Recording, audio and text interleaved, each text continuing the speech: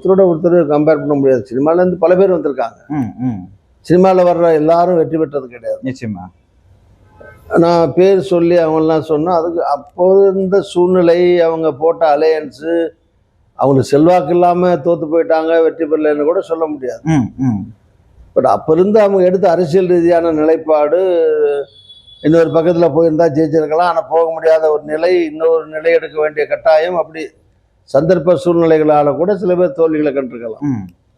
அதனால மக்கள்கிட்ட அபரிமிதமான செல்வாக்கு, ரசிகர் கூட்டம் இருந்த பல தலைவர்கள் கூட அகில இந்திய அளவில் ஸ்டார்டிங் ஒரு அமிதாப் பச்சன்ல இருந்து தமிழ்நாட்டிலையும் ஒரு 6-7 பெரிய நடிகர்கள்லாம் வந்து கட்சி ஆரம்பிச்சிருக்காங்க, பண்ணியிருக்காங்க.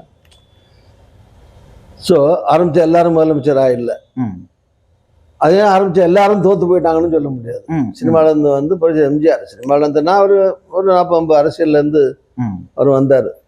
49 கட்சி திமுக ஆரம்பித்தது, ஒரு 50-51 கட்சியில் இருக்கார். அந்த கட்சியில் உச்சக்கட்ட பதவிக்கு அடுத்த பதவியில் இருந்திருக்காரு. அந்த கட்சியில் பொதுச்செயலாளர் தான் நம்பர் 1னா பொருளாளர் நம்பர் 2, அது மாதிரிலாம் இருந்து அந்த கட்சியை வளர்க்குறதுக்கு அஸ்திவாரமாக தூணாக இருந்து பிரச்சாரம் பண்ணி சொந்த பணத்தை செலவு பண்ணி கட்சியை வளர்த்தாரு. அவரும் வளர்ந்தார். அது வேற.